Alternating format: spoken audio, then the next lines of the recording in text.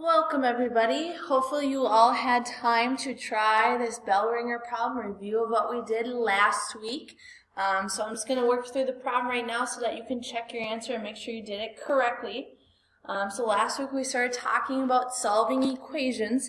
Remember, the goal of solving an equation is to try to get the variable by itself. And remember, the thing with equations is whatever I do to one side, I have to do to the other side. I got to keep it balanced. Before we start getting x by itself, though, we always want to look at each side of our equation and see if there's any simplifying that we can do.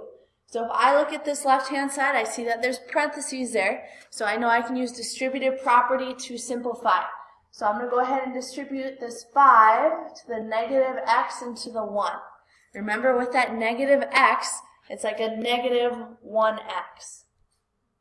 So I'm going to take 5 times negative 1, which is a negative 5x, plus 5 times 1, which is just 5, is set equal to 25. I still look at that left-hand side. There's still nothing, or there's nothing else that I can simplify here. There's no like terms I can combine, so now I can go ahead and work to isolate x. So remember, we do whatever is without the variable first, or do PEMDAS backwards. So I'm going to go ahead and subtract 5 from both sides. When I do that, those 5s are going to cancel out. I'm left with negative 5x is equal to 20.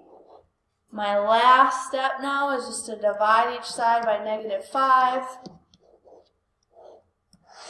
And when I do that, it looks like I'm going to be left with x is equal to a negative 4. Because a positive number divided by a negative number is going to be negative, and 20 divided by 5 is 4. Hopefully that one went okay. What we are going to do today now is we are going to go ahead and solve equations with variables on both sides of the equal sign.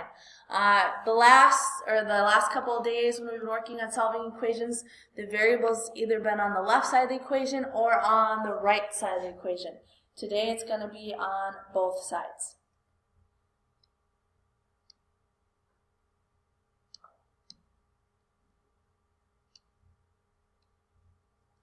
So here's what our problem is going to look like.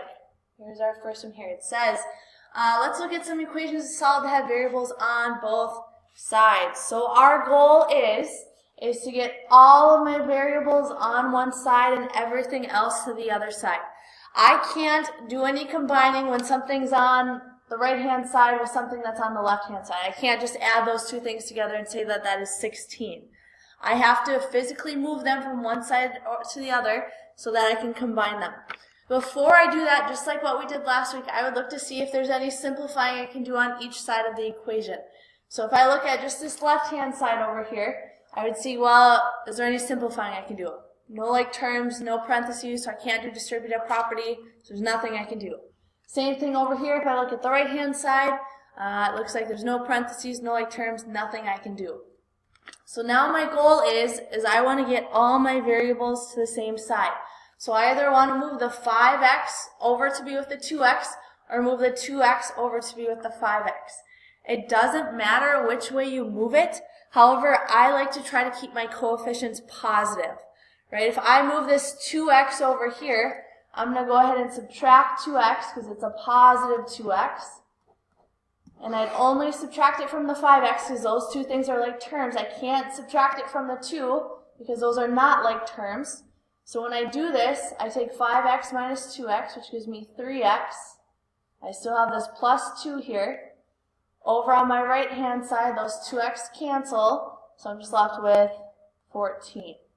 I could have definitely moved the 5x to the other side. The only problem with that is if I subtract 5x from both sides, I'd have 2x minus 5x, which would give me a negative 3x. And I personally don't like to deal with negative numbers, so I like to try to keep that coefficient positive if possible. At this point, now it should look pretty familiar to you. It's just a two-step equation. So I'm just going to solve for x by subtracting 2 from each side. So I get 3x is equal to 12. Divide each side by 3. Looks like x equals 4. So just like we did last week, we can always check our answer by plugging it back in to make sure that it makes our equation true. So if I plug in 4 here, for x, I get 5 times 4, which is 20, plus 2, so that would give me 22. And again, up here, if I plug in 4 for x, I get 2 times 4, which is 8, plus 14, which also equals 22. So my solution is true, so my answer is correct. Again, it's super important that you just do a little mental check like I did there. It took about 10 seconds just to make sure you got the correct answer. Let's go ahead and try another one. This one's slightly more complicated simply because if I look at each side of my equation, before I start moving things around, I want to see if there's any simplifying I can do. Well, on both sides of the equation, it looks like I see some parentheses, which tells me I got to do some distributive property. So let's just start with this left side here. I have to distribute the 2 in, so I'll take 2 times 5x, which gives me 10x. 2 times a negative 1 gives me negative 2. So now that side is simplified. There's no combining like terms I can do there because one term has an x, one term has a 2, is equal to, same thing on the right hand side, I got to distribute the 3 to both of my terms, so it looks like I'd get 3x plus 3 times 11, which is 33. Again, now I'm done simplifying on each side of my equation. So now my goal is to get all of my variables to one side, so all of my x's to one side and everything else to that opposite side. I cannot right now just say, well, negative 2 plus 33, because they're on opposite sides of the equal sign. I think of this line that we draw as a wall. Okay, I can't just combine things that are on opposite sides of that wall. I have to move them so that they are on the same side.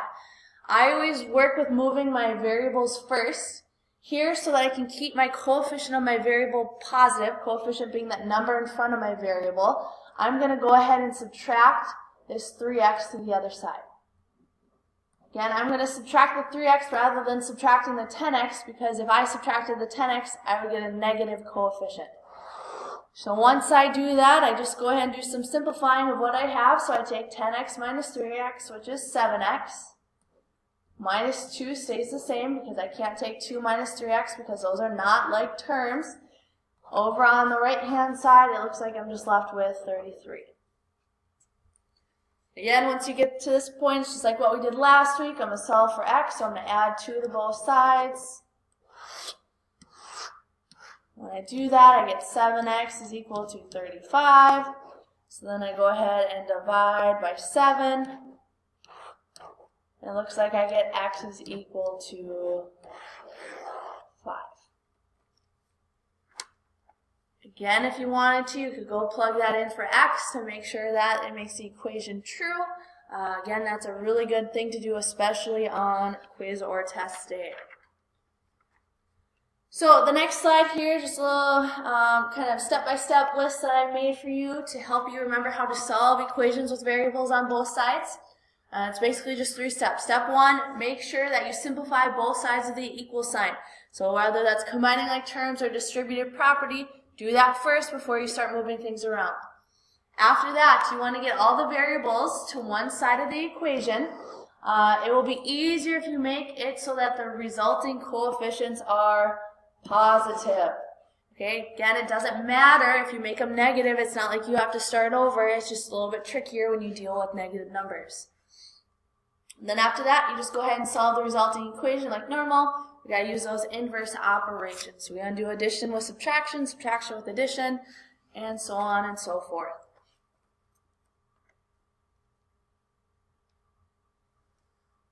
Alrighty, so what I'd like you to do is pause the video at this point.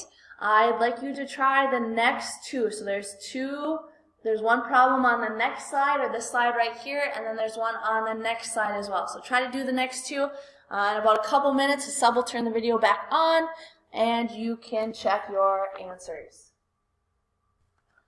Alright, hopefully you had time to give this problem a try. Just looking here real quick, if we think back to our steps on that last slide, we got to make sure each side is simplified. So in order to simplify on both sides, I have to use the distributive property. So I'd have 4 times 2y, which gives me 8y, plus 4 times 1, which gives me 4, is equal to, again over here, distributive property, 2 times y, or 2 times 1y would give me 2y, minus 2 times 13 gives me 26. I got to now get all my variables on one side. I want to keep them positive. In order to do that, I'm going to move the 2y to the other side and not the 8y.